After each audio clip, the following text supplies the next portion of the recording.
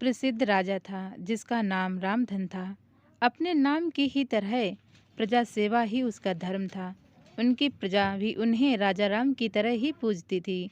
राजा रामधन सभी की निष्काम भाव से सहायता करते थे, फिर चाहे वो उनके राज्य की प्रजा हो या अन्य किसी राज्य की। उनकी विख्यात सर्वत्र थी। उनके दानी स्वभाव और व्यवहार के गुणगान उसके शत्रु राजा तक भी करते थे।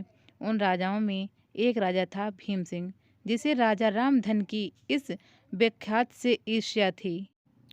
उस ईर्ष्या के कारण उसने राजा रामधन को हराने की एक रणनीति बनाई और कुछ समय बाद रामधन के राज्य पर हमला कर दिया।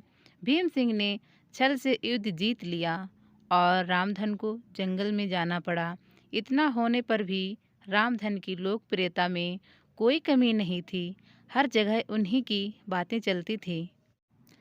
जिससे भीम सिंह को चैन न था, उसने राजा रामधन को मृत्युदंड देने का फैसला लिया। उसने ऐलान किया कि जो राजा रामधन को पकड़कर उसके सामने लाएगा, वो उसे 100 सोने की दीनार देगा। दूसरी तरफ राजा रामधन जंगलों में भटक रहे थे। तब उन्हें एक राहगीर मिला और उनसे कहा, भाई तुम इस जंगल के लगते हो, क्या मुझे राजा रामधन के राज्य की तरफ का रास्ता बता सकते हो?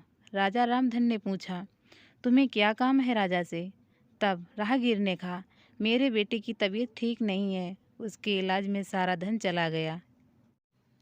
सुना है राजा रामधन सबकी मदद करते हैं, सोचा उन्हीं के पास जाकर याचना करूं। यह सुनकर राजा रामधन राहगीर को अपने साथ लेकर भीम सिंह के पास पहुंचे। उन्हें देखकर दरबार में सभी अवंचित थे। राजा रामधन ने कहा, हे राजन, आपने मुझे खोजने वालों को 100 देनार देने का वादा किया था। मेरे इस मित्र ने मुझे आपके सामने पेश किया है, अतः इसे वो 100 दिनार दे दें।